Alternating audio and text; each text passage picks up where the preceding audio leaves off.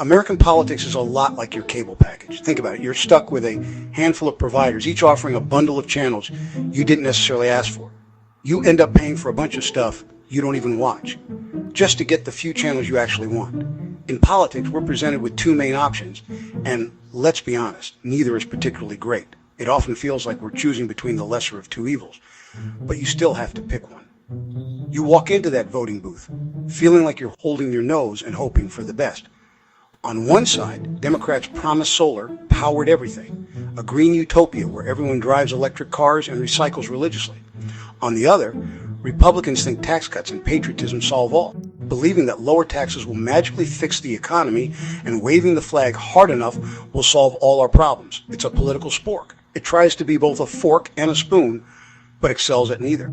It's a compromise solution that satisfies no one. Every 4 years, we're told this is the most important election ever, that the fate of the nation hangs in the balance, but the choices feel the same. The candidates all sound alike, mouthing the same platitudes and making the same empty promises. Both parties are beholden to donors, corporations, and special interest groups who pull the strings behind the scenes. They're allergic to common sense, seemingly incapable of finding solutions that benefit everyone, and they're obsessed with making you hate the other side, demonizing anyone who doesn't agree with them. It's less about policy and more about brand loyalty. It's about identifying with a team, regardless of whether their ideas actually make sense. It's Pepsi versus Coke, if either could start a war. A never-ending battle for market share, with no real winner. We lurch from crisis to crisis, constantly reacting to the latest emergency, blaming each other for problems both created, conveniently forgetting their own role in the mess. The system thrives on division, on pitting us against each other, leaving us wondering, isn't there another way? A better path forward, one that doesn't involve constant conflict and compromise. Maybe something better than choosing between a giant douche and a turd sandwich. Maybe, just maybe, there's a third option worth exploring. In the vast landscape of political ideologies, where the established parties often dominate the narrative, a new force emerges, promising a fresh perspective and a different approach. Enter the third party, the political unicorn. A symbol of hope and change, it represents the possibility of a political landscape that transcends the traditional left-right divide. It promises to heal divisions, to bridge the gaps that separate us, and to foster a sense of unity and common purpose. It seeks to bring together people from all walks of life, united by a shared desire for a better future, and offer real choice, a genuine alternative to the status quo, providing voters with a range of options that truly reflect their values and beliefs. Why not a party that blends the best ideas, drawing inspiration from across the political spectrum and forging a new path forward, or invents new ones? A party that is not afraid to challenge conventional wisdom, to think outside the box, and to develop innovative solutions to the challenges we face. Third parties could appeal to the politically homeless, those who feel disenfranchised by the major parties, and who are searching for a political home that truly represents their interests. People who want government to work, not just fight. Citizens who are tired of the partisan gridlock and political infighting, and who yearn for a government that is focused on solving problems and serving the people. History's seen Teddy Roosevelt's Bull Moose Party, a testament to the enduring appeal of third-party movements. And Ross Perot's charts, a reminder that even unconventional candidates can capture the imagination of the electorate. Never winners, but always shaking things up. They may not always win elections, but they play a vital role in shaping the political discourse and holding the major parties accountable. They force the big parties to pay attention, to listen to the concerns of the voters, and to adapt their platforms to address the changing needs of society. Acting as wasps at the picnic, buzzing around and disrupting the established order, forcing the major parties to take notice.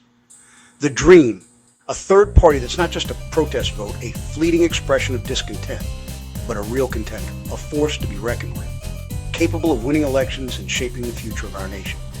Maybe, finally, we get more than a spork, a flimsy, inadequate tool that leaves us wanting more. Maybe a full set of cutlery, a complete and comprehensive set of tools, allowing us to fully participate in the political process and build a better future for all. Imagine politics as an ice cream shop with only two flavors, vanilla and angry vanilla. A third party adds mint chip or spicy mango, Suddenly, you have real choice. More competition could force the old parties to improve.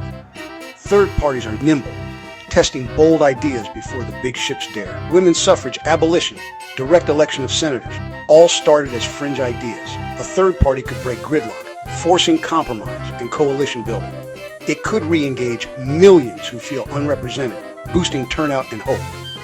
The promise: more options, new ideas, and maybe a government that actually works. Sounds good, right?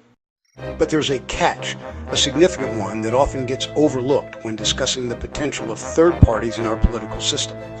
It's a phenomenon that can dramatically alter election outcomes. It's known as the spoiler effect. In our winner-take-all system, where the candidate with the most votes wins, regardless of whether they secure a majority, a third party can siphon votes from the major party it most resembles, essentially acting as a spoiler by splitting the vote. This can accidentally help the side you like least, handing them a victory they might not have otherwise achieved. Think 2000, a pivotal election that serves as a stark reminder of the spoiler effect's power. Nader's Green Party run may have cost Gore the presidency by drawing votes away from the Democratic candidate. Building a third party is brutally hard, a monumental undertaking fraught with challenges. Money, or rather, the lack thereof, is a significant hurdle. Volunteers, the lifeblood of any campaign, are also difficult to recruit and retain. Media coverage, often biased towards the established parties, is another obstacle. And ballot access are all rigged for the big two, creating a system that favors the status quo. Even if a third party breaks through and manages to gain some traction, it could create more gridlock or chaos, with no stable majority, leading to governmental paralysis. Instead of progress, we might get a three-way stalemate where no party can effectively govern. The noble experiment of a viable third party could easily backfire, making things messier and more dysfunctional than ever before. Sometimes, a third party doesn't just fail, it makes things worse. If it splits the moderate vote, an extremist could win with a small plurality. History warns us, fragmented systems can empower demagogues. The big parties would fight back hard, unleashing negative ads and media attacks to crush the newcomer. And what if the third party isn't noble, but a vehicle for a single, flawed leader or a bad ideology? It could be a clown car headed for a cliff. More choice doesn't guarantee better outcomes, just more uncertainty in an already volatile system. Now, imagine Elon Musk launching a third party. He's got money, fame, and a megaphone, instantly solving the usual third-party problems. The media would obsess, and his platform would dominate the conversation. But Musk is unpredictable. His politics are a wild mix, and his leadership style is impulsive. A party built around him could be a reality show, not a movement. If he loses interest or faces conflicts, the whole thing collapses. The very things that make him powerful could make his party a political disaster. It'd be fascinating and terrifying to watch. So, is a third party the answer? It's complicated. It could break gridlock and force real competition, but risks spoiling elections or creating chaos. A Musk-led party could shake things up or implode spectacularly. The real issue might be the system itself, not just the number of parties. Maybe we need reforms like ranked choice voting to fix the root problems.